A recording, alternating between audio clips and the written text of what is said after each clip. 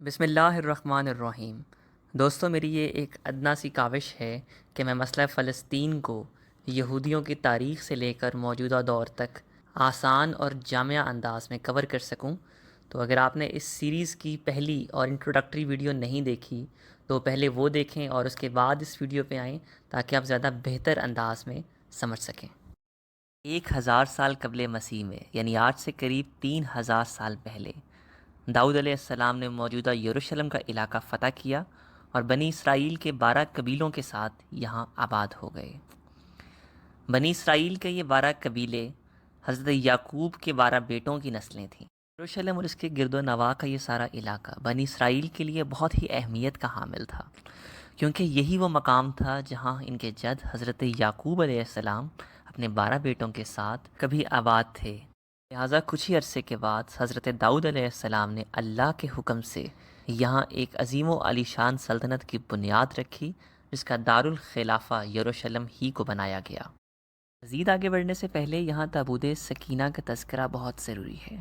تابوت سکینہ ایک صندوق نما تابوت تھا جو کہ جنت کی لکڑی سے تیار ہوا تھا، اور حضرت آدم علیہ السلام کو اللہ نے اپنے معجزے اور نشانی کے طور پہ دیا تھا، اور یوں یہ تابوت سکینہ انبیاء میں نسل در نسل ہوتے ہوئے بنی اسرائیل اور اس وقت کے موجودہ دور میں حضرت داؤد علیہ السلام کے پاس آ گیا۔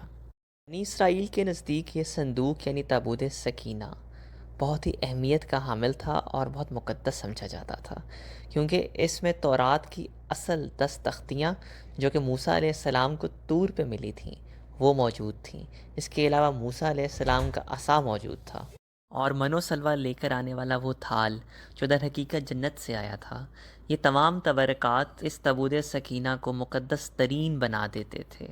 یہی وجہ ہے کہ بنی اسرائیل اس کی طرف منہ کر کے نماز پڑھتے، اپنی عبادت کرتے، دعائیں مانگتے، اور اپنی جنگوں میں بھی اس کو اپنے آگے ڈھال کے طور پہ استعمال کرتے، اور اس کی برکت سے انہیں لگتا تھا کہ وہ ساری جنگیں جیت جاتے۔ لہٰذا تابوت سکینہ کی حفاظت کے لیے اور بنی اسرائیل کی عبادت کے لیے ایک عبادت گاہ، ایک معبد تعمیر کیا گیا، جسے تاریخ ہائیکل سلیمانی یا دا فرسٹ ٹیمپل کے نام سے جانتی ہے۔ ہائیکل سلیمانی کی تعمیر حضرت داؤد علیہ السلام کے دور میں شروع ہوئی، جو کہ ان کے بیٹے سلیمان علیہ السلام کی وفات کے چند سال بعد جا کے مکمل ہوئی۔ ہائیکل سلیمانی عظیم و عالی شان اور اپنے دور کا شاہکار سمجھا جاتا ہے، اور کیوں نہ ہو، اس کی تعمیر جنات نے کی۔ واقعہ یہ ہے کہ اللہ تعالیٰ نے سلیمان علیہ السلام کو دنیا میں ایسی بادشاہت عطا کی جو کہ انسانوں، چرند پرند، آبی مخلوقات، یہاں تک کہ جنات تک پہ محیط تھی۔ ہائیکل سلیمانی کی تعمیر مکمل ہو جانے کے بعد داؤد علیہ السلام نے اللہ کے حکم سے تابوت سکینہ کو ہائیکل کی بنیادوں میں محفوظ کر دیا۔ یہ وہ دور تھا جب سلیمان علیہ السلام کی سلطنت دنیا میں بہترین سلطنت تھی۔ قرآن مجید میں ملکہ سبا کا واقعہ اسی دور سے متعلق ہے، جس کا تخت پلک جھپکنے سے پہلے حضرت سلیمان علیہ السلام کی خدمت میں پیش کر دیا گیا۔ گویا ہوائیں بھی اللہ کے حکم سے سلیمان علیہ السلام کے تابع تھیں۔ سلیمان علیہ السلام کا دور ختم ہوا تو ساتھ ہی یہودیوں کے عروج کا سورج بھی غروب ہونے لگا۔ وجہ ان کا غرور اور ان کا تکبر تھی۔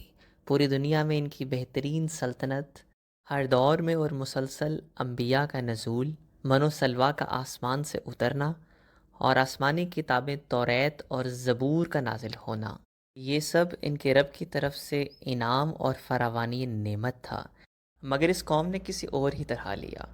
ان کے مطابق یہ فراوانی نعمت اور یہ اللہ کی رحمتیں محض اس لیے تھیں کیونکہ وہ اس کے مستحق تھے، لہٰذا وہ خود کو تمام بنی نوع انسانیت سے بہتر سمجھتے تھے۔ بنی اسرائیل کا یہ عقیدہ تھا کہ ان کی روحیں دنیا میں افضل ترین روحیں ہیں، جبکہ ان کے علاوہ باقی ساری انسانیت انہی کے لیے ہے۔ وہ ان پہ جتنے مرضی ظلم کریں، زیادتیاں کریں، ان سے ان کا حساب نہیں ہوگا، کیونکہ وہ انہی کے لیے تخلیق کیے گئے ہیں۔ یہاں تک کہ ان کے گناہ کبیرہ اور ان کے نبیوں کے ساتھ کیے گئے ظلم بھی انہیں جنت سے دور نہیں کر سکتے، بلکہ ان کے عوض بھی وہ کچھ عرصہ جہنم میں رہنے کے بعد بالآخر جنت ہی میں ڈال دیے جائیں گے، جو کہ سراسر غلط تھا اور ان کی تباہی اور زوال کا باعث بنا۔ لہٰذا 598 قبل مسیح میں بابل یعنی موجودہ عراق سے تعلق رکھنے والا بخت نصر، جسے اسلام شداد کے نام سے جانتا ہے، جس نے خدائی کا دعویٰ کیا اور شرک اور کفر کا شیطان سمجھا جاتا ہے، بنی اسرائیل پہ قحط بن کے ٹوٹا اور ہائیکل سلیمانی کو مکمل طور پہ زمین بوس کر دیا، یہاں تک کہ یروشلم اور اس کے گرد و نواح میں بنی اسرائیل کی تمام بستیوں کو جلا دیا اور ان کو اپنے ساتھ غلام بنا کر بابل یعنی موجودہ عراق میں لے گیا۔ شہر سے باہر ان غلاموں کی بہت ہی خستہ حال بستیاں بنائی گئیں، ان بستیوں کو تل ابیب کا نام دیا گیا، اور بعد ازاں اسی کی مماثلت سے اسرائیل کے دارالخلافہ کا نام بھی تل ابیب ہی رکھا گیا۔ بنی اسرائیل اس سے قبل خود کو جتنا افضل اور برتر سمجھتے تھے، بخت نصر یعنی شداد نے ان کو اتنا ہی حقیر جانا اور ان کے ساتھ غیر انسانی اور غلاموں والا سلوک کیا گیا۔